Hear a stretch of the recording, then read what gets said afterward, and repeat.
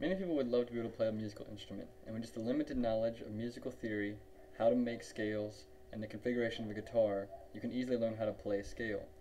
In just a second, I'm going to teach you how to play a G major scale, but first you need to know a few things about music theory and how to make scales.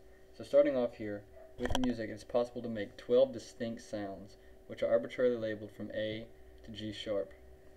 And once you go from G sharp back to A again, it's the same sound, just at a higher frequency, or it just sounds higher, like compared to a girl speaking or a boy speaking. Now, the way you make a scale is you make configurations of whole steps and half steps, or whole tones or semitones. Now what that is a whole tone, a whole step is from A to B, or from any note to two notes over. It's like from B to C sharp. Now semitone or a half step is just one step, just one note over. So from A to A sharp or from B to C.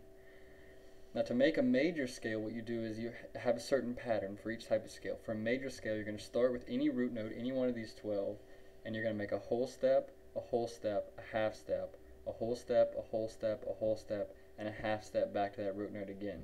So you're going to have 8 total notes, and it's going to start with one note and end on that same note at a higher octave, at a higher frequency. So if we're going to start with G in the G major scale, we're going to go from G to our first whole step to A, our second whole step to B, the half step to C, whole step to D, whole step to E, whole step to F sharp, and that last half step back to our original note.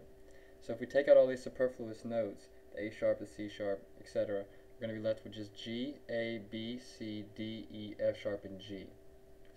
That looks like on the scale, musical scale here, where each line and each space represents a note, just G, A, B, C, D, E, F sharp, and G.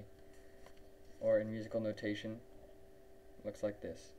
In order to play that on guitar, you need to know a little bit about how the guitar is arranged. The guitar has 6 strings, and each string, when played open without any frets, any one of these spaces being pushed with another finger, has its own specific tone.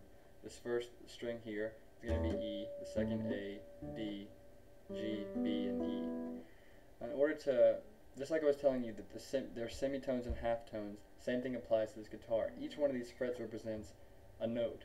So this open note is E. A semitone, just like I showed you on the letters, is going to be F. A whole tone would be F sharp. So each one of these spaces is a semitone. So we're going to make whole steps and half steps to make our scale.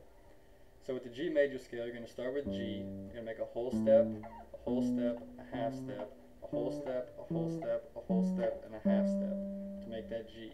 Or in the musical, with our letters, it's going to be G, A, B, C, D, E, F sharp, and G.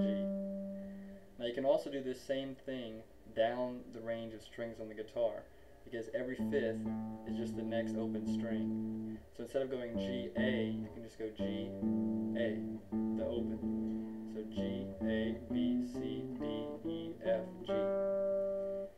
Now, you can do that same pattern of root, whole, whole, half, whole, half with any note, any string on the guitar, either going down or going down the range of strings. So if you want to do the A major scale, you just start with this open A. You go root, whole, half, whole, half. Or with D, D, root, whole, half, whole, half. So as you see, with just a basic knowledge of musical theory, the way the notes are configured on the guitar, on the fretboard, you can be able to play not only the G major scale, but any scale, just knowing that pattern. So from here you can go on to playing chords and playing songs, and have a great time.